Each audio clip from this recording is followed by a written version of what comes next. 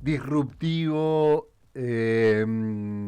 diverso, porque además mezcló sin la territorialización de las identidades preasumidas como psicoanalista primero, pero mezclándose con la filosofía, con la biología, con, bueno, todas las disciplinas que se puedan están mezcladas ahí en sus textos, a veces confusos y a veces a la vez por esa propia confusión, esa propia complejidad, encontramos algo novedoso, algo que, bueno, nos da aire, como venimos diciendo en la semana, ¿no? Estamos buscando respirar otro aire, otras dimensiones del pensamiento. Félix Guattari escribió junto a Gilles Deleuze varios de los libros más importantes que tuvieron ambos en su carrera, particularmente El Antiedipo, un libro que fue clave en aquellos momentos, 1972. Eh, Recientemente pasados los acontecimientos del Mayo francés de 1968, donde ambos tuvieron una intervención muy concreta, muy directa. Gilles Deleuze, por ejemplo, en esa época daba clases, ya siendo un filósofo muy importante en el mundo académico, daba clases en los barracos, en los galpones de tierra de las fábricas que se juntaban con los estudiantes y donde iban jubilados, obreros y hippies y artistas y estudiantes de filosofía y de cuanta materia se les ocurra a escuchar sus clases en ese momento de tanta ebullición. Eh, bueno, con Félix Guattari escribieron en el 1972 El Antiedipo, una especie de crítica al psicoanálisis, al marxismo ortodoxo, a todo lo que estaba en ese momento como en vigencia en los progresismos, las izquierdas, los socialismos. Bueno, venían a decir, y por eso también fueron tan influyentes, a decir que había algo en común en todas esas teorías que no dejaban la matriz más peligrosa, eh, más aprisionante de Occidente y de la modernidad. Y ya vamos a ver por qué, o lo venimos viendo también. Hoy vamos a ver algunas categorías que intentaban desarmar precisamente las grandes estructuras, los grandes segmentos con los que pensó la modernidad y que se reprodujeron en espejo o de manera dialéctica como afirmación y como negación, como fuerza reactivas unas de otras con todas estas teorías. Bueno, luego escribieron Mil Mesetas, tal vez el libro más... ¿cómo explicarlo? No quiero adjetivarlo porque me costaría. Un libro insolente, Mil Mesetas, que habla precisamente de los 1000 planos que tiene la vida, que tiene la organización social, que tiene la naturaleza y que nosotros venimos rechazando, negando con nuestras estructuras de abordaje de la realidad. Las 1000 mesetas, los miles de planos en los que hay que analizar la realidad y que no se los puede siempre extrapolar, que hay que estudiarlos, que hay que hacer su propia genealogía. Y en Mil Mesetas hablan de términos como el rizoma, del que vamos a hablar en unos minutitos nomás, una visión rizomática de la realidad, que es básicamente en contraste, empieza con el prólogo a Mil Mesetas, se llama El Rizoma, está publicado como un librito aparte. Quienes lo quieran consultar, buscar, es un librito muy pequeñito, es un capítulo de este libro muy extenso, Mil Mesetas, El Rizoma. Y Deleuze y Guattari ahí, que escriben a dúo, además, y empiezan el libro. Hace muchos años que no leo esa introducción, pero la recuerdo como si fuera, bueno, algo cotidiano. Pero comienzan diciendo que este libro lo escribimos entre muchos. Que fueron dos los que lo escribían, pero que cada uno de nosotros ya es muchos. Cada uno de nosotros ya es múltiple. Y ahí ya daban una primera aproximación a pensarnos desde la multiplicidad. De hecho, y ahora lo vamos a ver, promovían, él venía del psicoanálisis y de trabajar en psiquiátricos, el propio Félix Guattari, proponían una visión esquizofrénica de la realidad. La esquizofrenia como una estrategia de resistencia. Y ya vamos a ver por qué también no hay que tomarse a la ligera la idea de que la esquizofrenia, bueno, trae otros problemas en términos clínicos y a las personas con esquizofrenia probablemente no les sea gratuito poder hablar de estos temas, pero ellos que la estudiaron mucho y que trabajaron con la esquizofrenia entendían que ahí había un fenómeno disruptivo con respecto a nuestra forma de aprender la realidad y especialmente la del capitalismo. Y ahora vamos a ver por qué. Decíamos que el rizoma es en contraste a la figura arbórea jerárquica. La figura del árbol, ya lo vamos a ver en el próximo bloque. Hoy vamos a escuchar un fragmento de un análisis que hace otro filósofo actual, muy mediático, alguien que despliega su filosofía en redes sociales. Lo recomiendo, lo pueden buscar en Instagram, en TikTok o en las redes sociales. Se llama Diego Rusarín, con doble Z, es un mexicano muy joven que viene haciendo filosofía y desde ahí viene teniendo un montón de diálogos. De alguna manera este espacio también tiene cierta inspiración rusariniana, porque bueno, fue de alguna manera un promotor de espacios a la vez mediáticos, a la vez con formato actual, formato redes sociales, y donde pudo introducir la filosofía, algo que bueno, nos pareció novedoso, contraintuitivo si uno quiere ir al formato de redes sociales, de algo muy simple, rápido y pasajero, y sin embargo está teniendo mucho éxito. Lo vamos a escuchar un ratito hablar precisamente de Deleuze y Guattari, del rizoma, pero simplemente para introducirlo, esta idea del rizoma frente a el árbol, como se pensó la historia occidental. Un árbol con las raíces bien impuestas, que se va desplegando en rama de dos en dos, es decir, con una forma dicotómica. Nosotros tenemos la estructura de pensar todo dicotómicamente, A o B, o si quieren ustedes de manera binaria.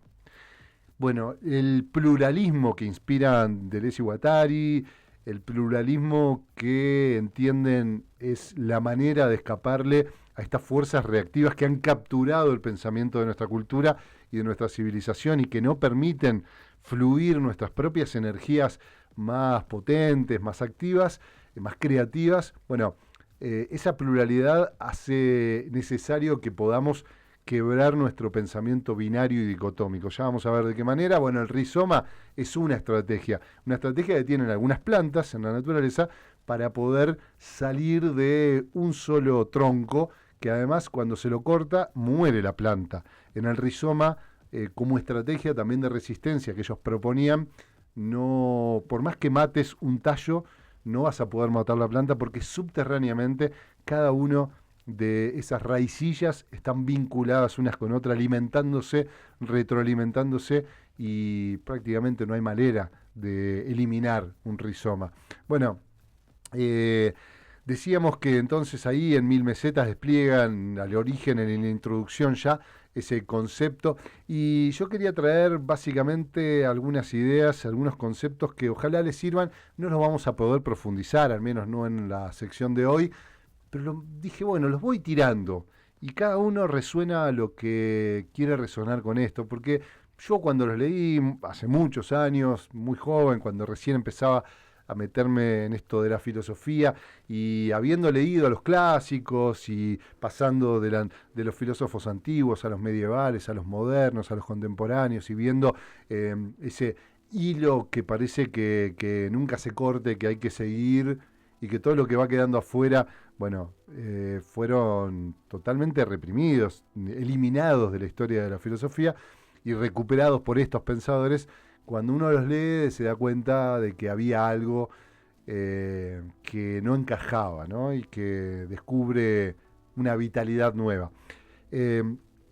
Bueno, uno de esos conceptos que utiliza y que es clave en toda la obra de Guattari, con Deleuze, sin Deleuze, con Sueli Rornik, otra pensadora psicoanalista, pero alumna de ambos.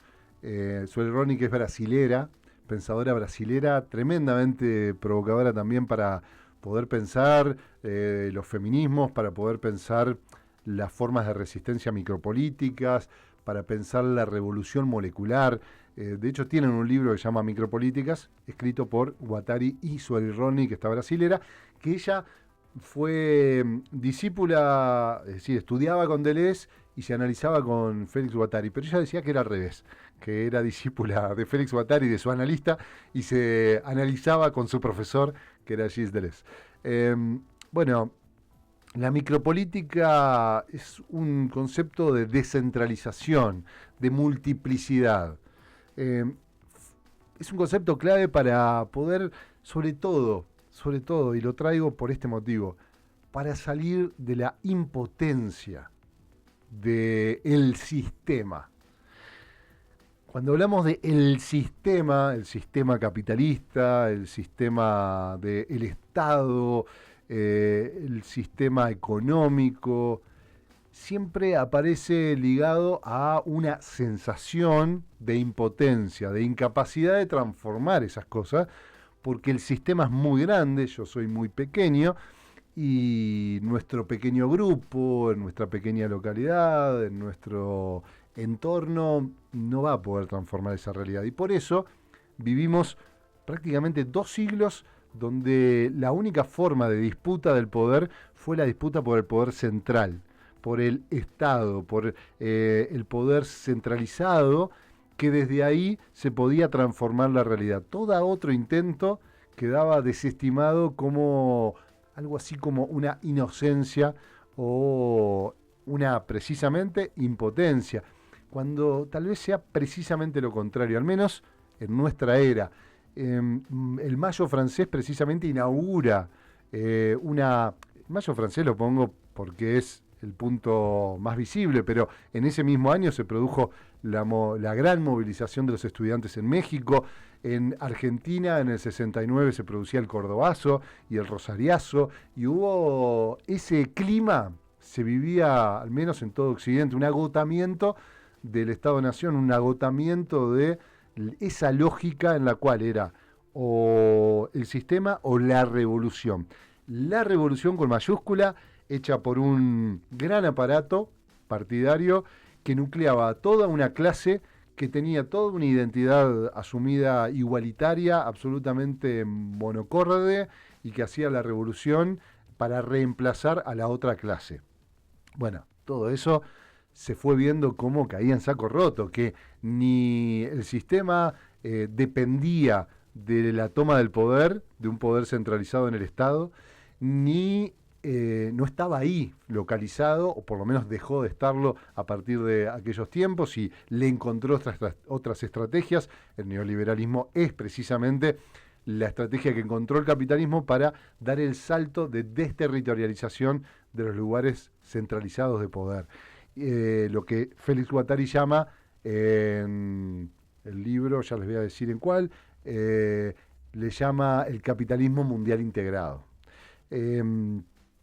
Y bueno, se da otra estrategia, por lo cual también en los movimientos de resistencia tampoco existía una sola clase uniforme, porque en la propia clase trabajadora la subjetividad capitalista, que es lo que ellos estudiaban, por eso redirigían los estudios de los esquemas, las estructuras de poder a la subjetividad. Esa fue la gran innovación que meten estos autores, que nos permitieron a todos y a todas, a quienes estudiábamos, pero también a quienes intentábamos cambiar la realidad, entender de otra manera, comprender la realidad de otra manera. Estaba puesto en cómo gestionamos nuestra subjetividad y también cómo transformamos las condiciones que crean subjetividad, las condiciones que crean nuestro modo de habitar el mundo, nuestra construcción del propio yo, de mi identidad, de mi visión del mundo.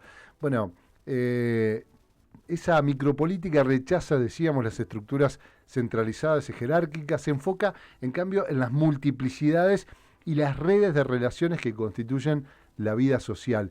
Por eso es una estrategia que nos vuelve a dar una potencia, nos vuelve a otorgar, fíjense la importancia de una idea, la importancia de una palabra, de un concepto. Cuando alguien pronuncia una palabra, a veces te pasa en la vida personal, ¿no? Que alguien dijo algo al pasar, a veces ni siquiera con la intención que lo dijo, pero a vos te disparó un nuevo universo, un mundo distinto, una palabra, un concepto, un gesto. A veces es simplemente un gesto. Bueno, no hay que desperdiciar esos momentos.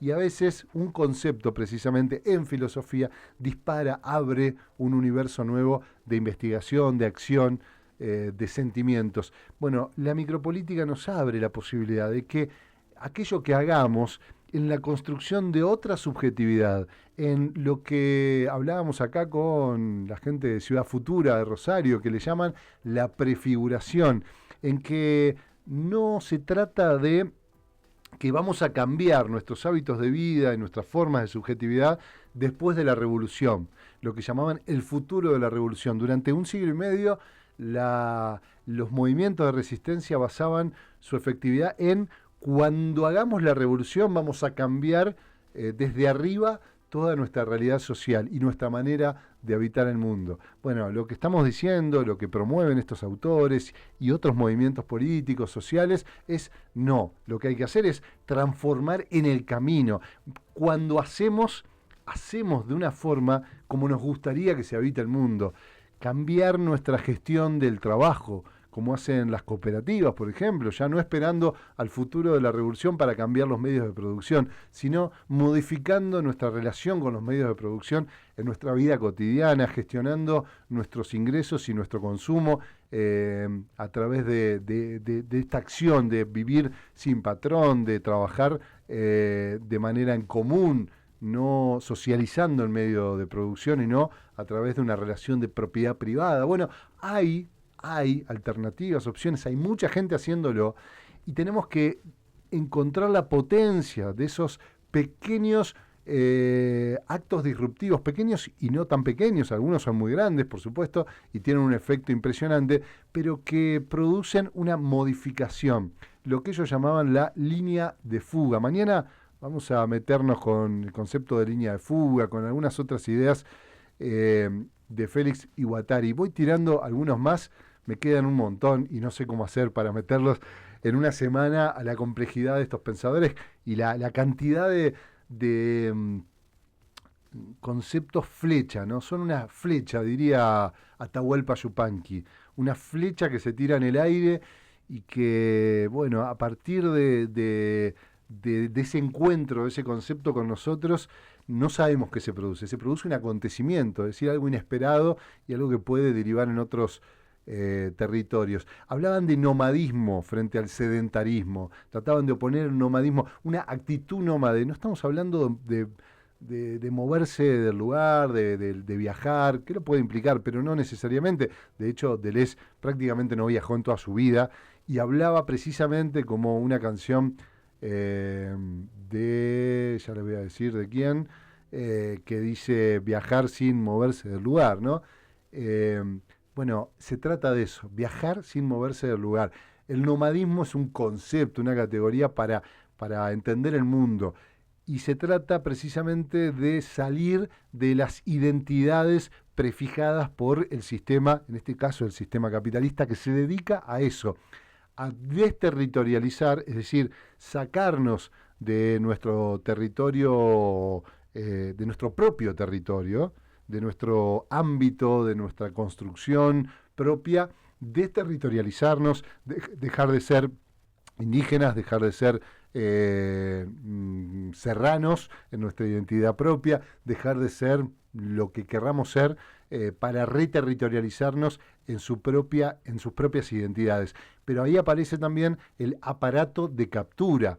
Lo que ellos llaman aparato de captura es, en aquel tiempo el aparato de Estado, que no funciona solo como aparato del Estado burocrático. Pensémoslo, y acá podemos hacer una analogía también con el anarcocapitalismo de Javier Milei, por ejemplo, donde se propone ser disruptivo frente al Estado, pero como aparato de Estado funciona perfectamente.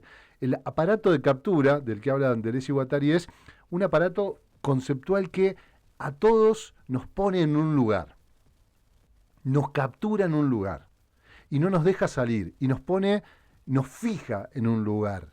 Por ejemplo, zurdos, por ejemplo, socialistas, empobrecedores, cuando en esa identidad que ellos intentan ver hay una pluralidad infinita, una multiplicidad de identidades inigualable, insólita, probablemente infinita, porque no se podría contar, no hay forma, porque si cada uno de nosotros ya es diverso, si me preguntan a mí, sería muy difícil describirle de qué identidad estoy hecho, probablemente tendría que describir muchas, bueno, a vos también seguramente, y eso se trata el nomadismo, la desterritorialización y la estrategia esquizofrénica que proponen estos autores. Hablan del esquizoanálisis, de hecho es una disciplina que se desarrolla en paralelo al psicoanálisis. Hay muchos esquizoanalistas que trabajan con estas categorías para salir de las identidades prefijadas, ¿no? Ser mujer es esto, ser hombre, varón, blanco, occidental,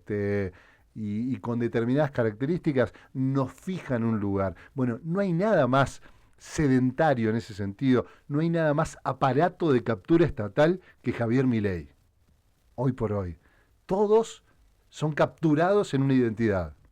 Y eso es a lo que queremos escapar, y por eso es el máximo exponente de ese capitalismo, de ese aparato de captura estatal capitalista.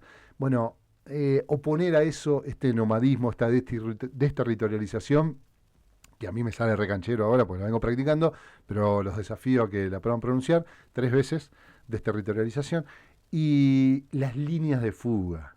Las líneas de fuga, esta categoría que yo te la digo y te la dejaría picando así sin explicarla, porque ¿qué significa línea de fuga? Bueno, la hemos explicado en otros momentos acá, hemos charlado de eso porque ha salido a colación de otros temas, pero la línea de fuga permite fundar otro campo social.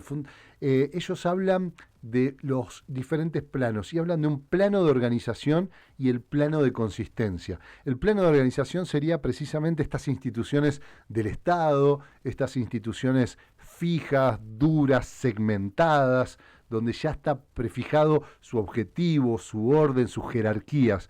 Los planos de consistencia son planos más fluidos, menos estriados, dicen ellos, ya no están estriados, son espacios lisos, donde funcionan más horizontalmente, donde las jerarquías no están prefijadas, donde se cartografían permanentemente y pueden cambiar, se pueden modificar, pueden tener la capacidad de metamorfosis adentro según las circunstancias.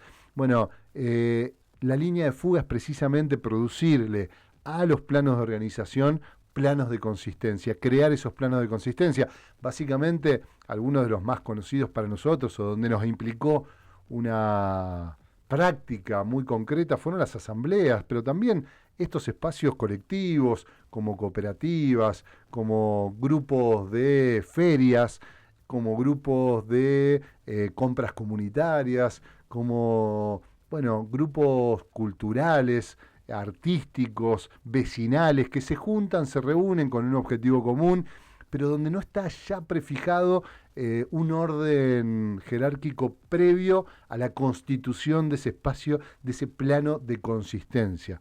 Bueno, como estrategia recomendable, todos necesitamos de alguna manera tener un plano de consistencia, y cuando queremos hacer una línea de fuga de un plano de organización muy rígido, tener la cautela de construirnos un plano de consistencia al cual poder fugar, porque no se trata de fugar por fugar, incluso hay que hacer la advertencia, no se trata de fugar por cobardía, es precisamente todo lo contrario. Cobardía muchas veces, cuanto en nuestra vida cotidiana sirve de ejemplo, muchas veces la cobardía es quedarnos en los lugares cómodos, en los lugares ya estriados, ya jerarquizados, ya identificados, donde, bueno, tenemos un lugar clasificado, pero que disminuye nuestra potencia, que estamos sintiendo que aprisiona nuestras potencias, nuestras capacidades de pensar, de actuar, de sentir, y sin embargo, por cobardía, muchas veces no producimos la línea de fuga.